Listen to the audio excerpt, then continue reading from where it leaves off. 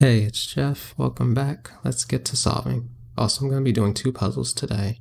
If I ever do multiple puzzles in a video for this series or related series, I'll have timestamps in the comments so you can skip to the next one, or if you do one at a time and then come back to next day and try the next puzzle, or however you want to do it. Having timestamps will be easier for organization, I think. Let's see what we got.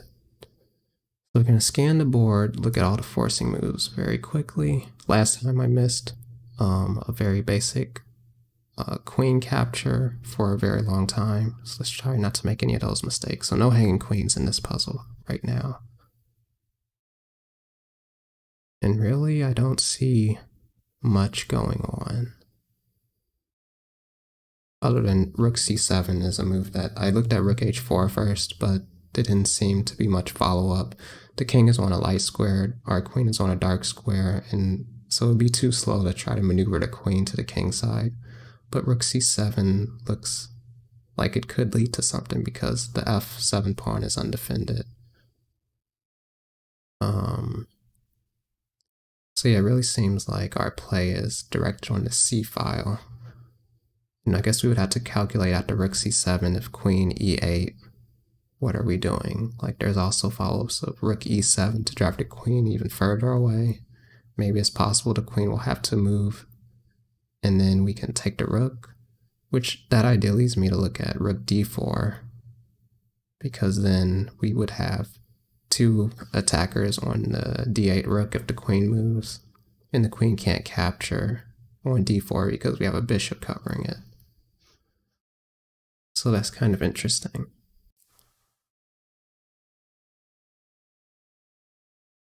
Now, the questions of what's the opponent's idea and the drawback to their move seems less relevant here because it doesn't seem like we could take advantage of their king right now. So just the forcing moves that seem to make sense are rook c7 or rook d4. So I'm guessing one of them will be right and one of them will be the most common mistake. Now it really does seem like rook d4 just wins material on the spot. They can't give any counter checks or do anything. Even if, like rook d4, queen c6, we wouldn't take the rook with our rook because our queen would be hanging, but we could take on d8 with our queen. And let's just make sure that rook c7 really doesn't lead to much. So rook c7, I think their best defense is queen e8. And then we can go, I feel like queen b7, queen takes b7. That f pawn looks like it's gonna fall. Will it lead to mate though?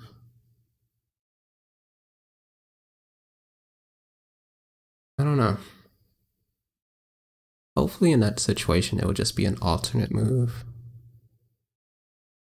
But rook c7, queen e8, queen takes b7. Oh, maybe king g8 then. And now rook takes f7 doesn't do anything. And if rook e8, let's say queen f8, everything's defended. So I'm pretty confident in rook d4. So we're gonna play that. And so they gave up the queen. Now if we were to take with our queen, they would take with the rook and then we get an even position, so we take with the bishop. Alright, now let's see. So rook c7 was the most common mistake. And then queen e3 and rook takes h4.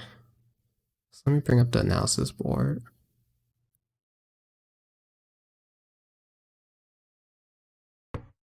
So we'll start with rook h4, which is one move that I did immediately realize, but I kind of discarded. It just seemed that after this, what is your follow-up idea? The common thing is these types of sacrifices are pretty typical in a lot of puzzles. They open up lines and everything. But it seems like if you played rook h4 seriously, you kind of were probably guessing that it would eventually lead to something because you didn't see any other good alternatives. And it is true, once you've calculated enough, if you can't find anything else, you do have to make your best guess based on what you did see. But here, I mentioned before, like the queen is on a dark square. It would take multiple moves for the queen to even begin to be a threat to this king. And so let's see, what was the other move? Queen e3.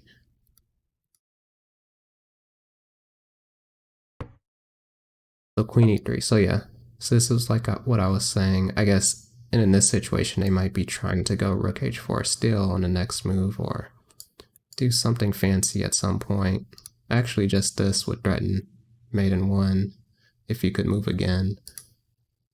But it definitely seems too slow. So the engine's move here is queen d2, which actually stops you from setting up this mate threat. So this would be the important resource that the opponent has that you would have to spot to dissuade you from this. If you didn't, by intuition, see that this was going to take a while. And so finally, it was rook c7 that was the main tempting move, where most people actually tried to play this. Oh. And actually, after queen e8, the engine likes rook takes f7 here, so I didn't see this. Maybe if I saw this, I would have had to think a little harder. And I don't know if the point is to eventually threaten this. Like if they take, you might be promoting. But there's probably some other lines that you would have to go into further. But it seemed like something like this. Okay, so apparently you could just take this pawn and do that stuff. So yeah, there's a lot that I didn't see that you could do in some of the lines I calculated. So it shows that I didn't have perfect calculation of this puzzle, but I still was able to get it mainly because by noticing all your good candidate moves, this one definitely seemed irrefutable. So you're just winning material on the spot. And let's see, is there anything else I need to go over for this? Oh, so one thing about the forcing moves. So we can see that rook d4, so rook takes h4 was a forcing move, queen e3 was a forcing move, and rook d4 was a forcing move. So all tactics, they're just combinations of forcing moves, checks, captures, and threats. So this threatens the queen. If they move the queen, we have 2 versus 1 defender. So that's kind of how you would just try to solve that quickly by calculating the forcing moves.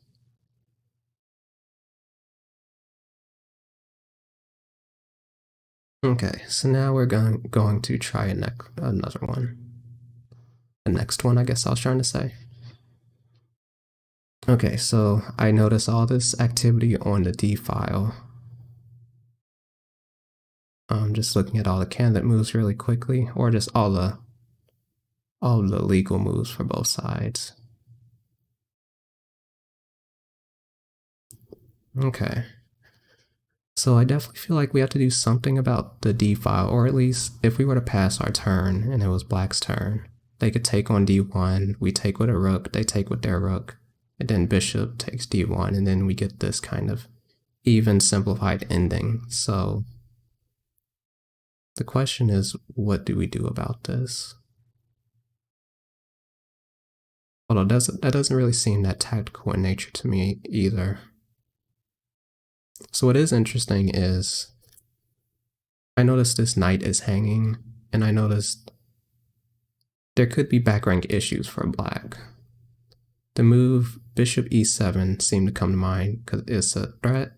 It threatens the rook and it threatens the knight.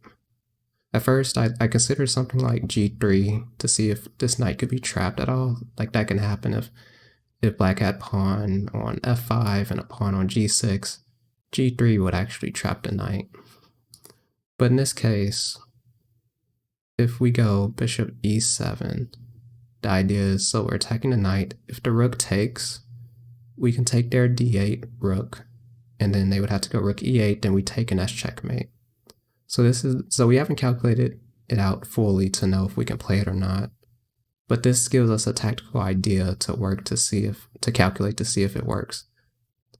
Because after bishop e7, we know if the knight moves, even if they did any of these like takes on g2 or takes on knight f3 check, we would still be winning material because we could take the rook on d8. But the only thing I have to check is after bishop e7, rook takes d1.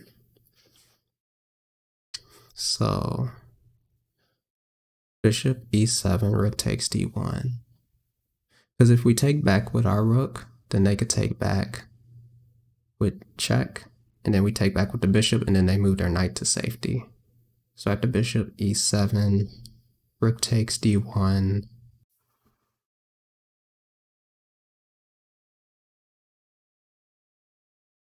Can we take their rook with our bishop?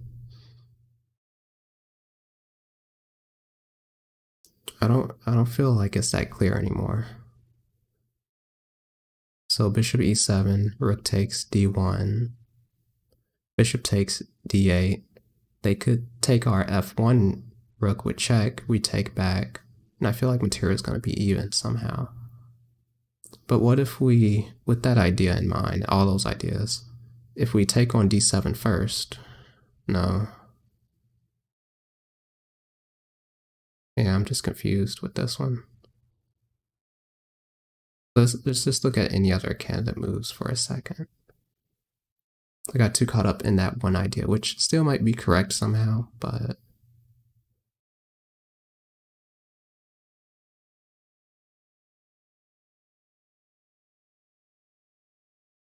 Okay, it's either bishop e7 or rook takes d7, I feel. Has to be.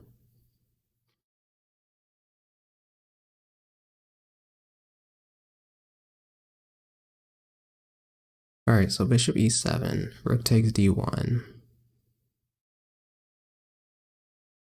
Oh, what if we go bishop takes d1? The problem was I was looking at just capturing back with the rook, which allows him to give that extra check. But if we go bishop e7 after rook takes d1, then bishop takes d1, we still maintain the threat of of their rook and their knight. And they can't do rook takes d1 because we would just take back with our rook and gain material. So that's why bishop e7 works. So yeah, so here, rook takes would be a mistake, but you take with the bishop, and now we have this double attack or fork, and we could take the free knight. Okay, so that was definitely a lot harder. And I can see in the tags, there's fork, double attack, weak back rank, and so on. So let's bring up the analysis board. And I'm going to check on the most common mistakes. So rook takes d7 on move 1 was the most common mistake.